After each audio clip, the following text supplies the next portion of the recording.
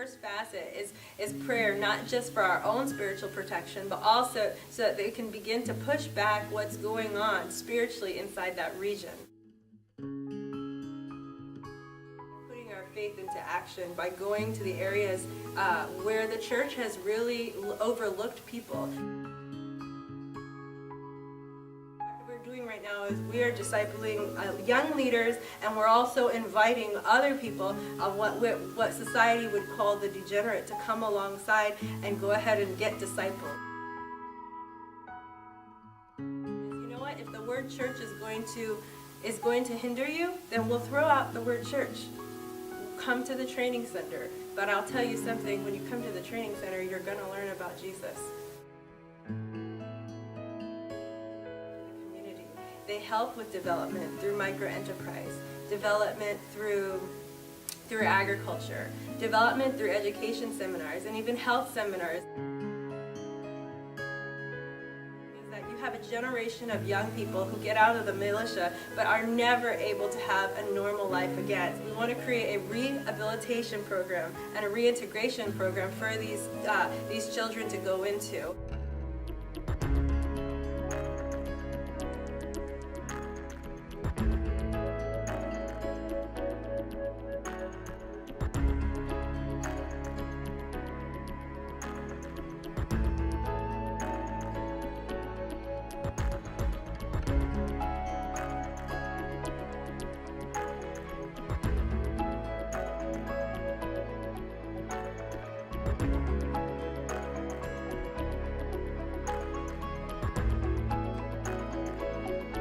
We've been given land in a former IDP camp, meaning internally displaced people, basically refugees inside of their own country. And these IDPs have realized that they can't return to their remote villages, so their IDP camps have now become permanent settlements.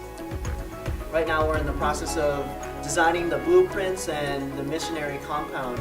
It's right next to a football pitch, or a soccer field as we say in the United States, and it's going to be a center that really draws the community together to give them a sense of ownership, a sense of development, a sense of self-worth that they're contributing to the advancement of their society.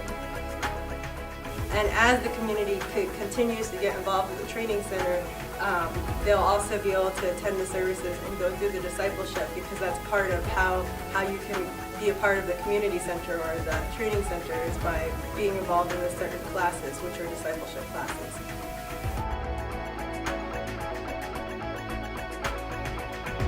This ministry and training center will cost about $25,000 for the initial first investment into this building.